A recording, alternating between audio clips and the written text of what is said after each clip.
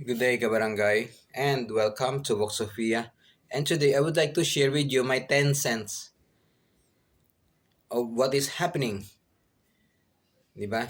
Uh, and me thinks that yung ugat kasi ng mga kaguluhan ngayon ay naugat doon sa relihiyon, sa pananampalataya nila na nagsimula doon sa claim ng isang lahi na sila daw ay pinili ng Diyos. Pero tingnan mo mga ugali ng mga hayop, di ba? Tingnan nyo pag pumunta ka sa kanilang mga embassy, magbisita ka sa mga embassy, you will be treated like an idiot. You will be treated like a dog. Kasi nga mga hayop din sila, 'di ba? Ngayon, magdududa ka, pinili ng Diyos ba talaga sila o pinili ng gorilla? Mga pinili ng mga unggoy.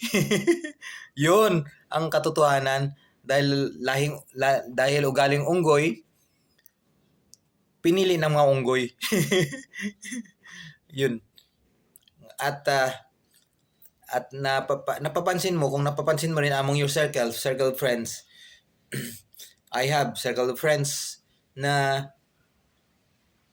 wala namang Biblia na binibitbit, walang pinagmamalaking pananampalataya or kapatiran man, but rather sila ay agnostics. Sila yung they profess to be agnostics, atheist, non-Christian, pero sila yung may respeto sa kapwa. Sila yung matahimik yung kanilang buhay. Maganda yung sama ng kanilang pamilya. Maganda ang relasyon niya sa asawa at sa mga anak. Pero compare mo sa mga nagmamayabang na mga palalo na sila lang yung maliligtas, tingnan mo ang buhay nila. Sila yung arrogante, sila yung walang yang mangutang na hindi nagbabayad. Ganon.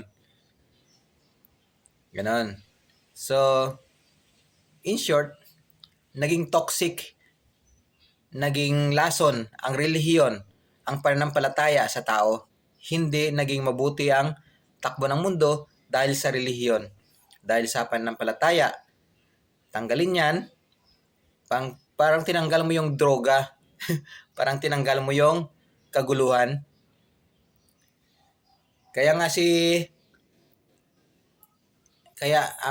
isa sa mga bansang atheist daw ay non-Christian. Ay ang Norway, Netherlands. Kaya si Duterte ay nagre-relax doon sa The Hague. Mas mabuti, mas naging matahimik yung buhay niya doon kaysa bumalik siya sa Mindanao. Yun.